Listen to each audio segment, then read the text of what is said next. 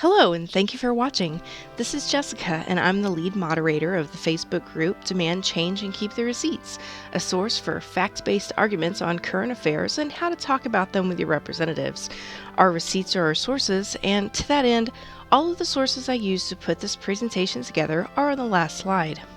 They're also available in soft copy in the PowerPoint presentation, which you can access with the link in this video's description. If needed, the soft copy also has image descriptions for the pictures used that should be accessible by reading programs. If you need other accommodations to fully access this information, please let me know. In this video, we will introduce the Koch brothers. When I initially envisioned a Who Is or Who Are series of videos, I was thinking of one video per group, but they're so involved in so many different areas, it seemed a bit more approachable to do it one issue at a time. In this case, we'll talk about how they're involved in healthcare reform. At the surface, it's not very involved, but if you look a little deeper, you'll see that they're making a considerable profit from the current healthcare system. They own Koch Membrane Systems and are partnered with other companies that sell products and parts to the pharmaceutical industry. It's a large network, but a couple of big-name customers are Purdue Pharma, a major producer of opioids, and Ortho McNeil Janssen, a subsidiary of Johnson & Johnson. With that in mind, Mr. and Mr. Koch spend a great deal of money, either directly or through their affiliated nonprofits, lobbying against healthcare reform and in some cases amending standing laws regarding treatment. Their main groups for lobbying and funding are Americans for Prosperity and the Freedom Partners Super PAC. The focus is on totally repealing the Affordable Care Act, also called Obamacare, and revising the tax code, and they've committed to spending as much as $400 million during the next election cycle to do so. Like One Nation, the way that organizations are arranged and how funding is allocated is to maintain the anonymity of their donors and maintaining tax-exempt status. The Center for Responsive Politics has undertaken the frankly Herculean effort of connecting the Koch brothers' various agencies, and you can see the web here.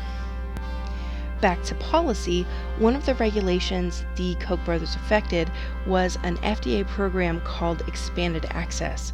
Initially, this was established so that terminally ill patients could access investigational drugs, biologics, and medical devices that had not yet gotten FDA approval if there were no other available options. After receiving some complaints from doctors regarding information, paperwork, and delays, the FDA made efforts to issue guidance and keep an incident report of any approved treatments. All in all, satisfaction was actually improving. However, during the rocky ramp-up period, a right to try bill, supported in large part by the Koch brothers and their organizations, was introduced to remove FDA oversight, presumably to cut down on the wait time in the paperwork. It does appear to save time and opens the possibility of more options, but it also opens up a host of legal issues, including leaving doctors and companies testing new treatments without oversight. One could argue that fatally ill patients aren't likely to have good results no matter what they try, making anything better than nothing. But the quality of life is still important, and useless or risky drugs could impact that tremendously. Also, they are still billed for these medicines even though they are trials, not considering any money that was spent not financed prior to their passing. There are many states where a spouse or adult child can inherit their medical debt, which can mean a lien on the parent's house or a debt being billed to the estate.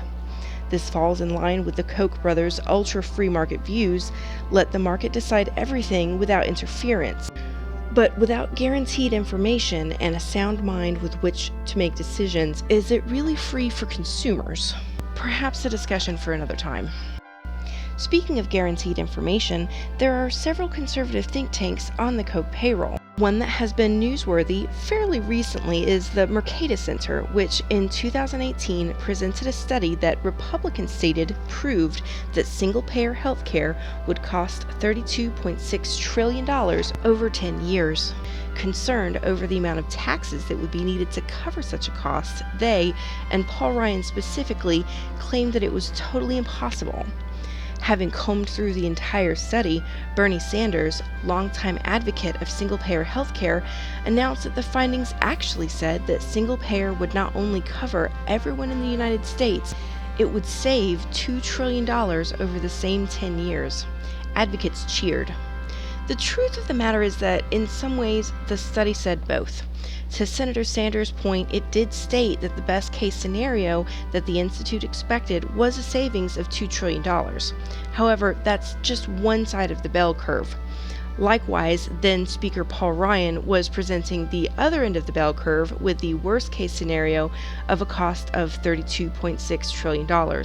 It's also important to note that Speaker Ryan didn't just refer to the cost of single payer, but included the current cost as well, making it sound considerably higher than the worst case losses of $3.3 trillion. So the Koch brothers funded a study that their likewise funded politicians presented without pertinent facts to support their campaign against single-payer healthcare. As busy as they are with healthcare, they're also involved in several other issues, including oil and gas, unions, and more. I will try to cover additional issues as they come up in ads that I'm fact-checking or letters to our representatives, but if there's something pressing you're looking for information on, or if there's another group you'd like researched, please feel free to leave a comment either here or on our Facebook page. In the meantime, thank you for watching. My name is Jessica, and this has been Demand Change and Keep the Receipts.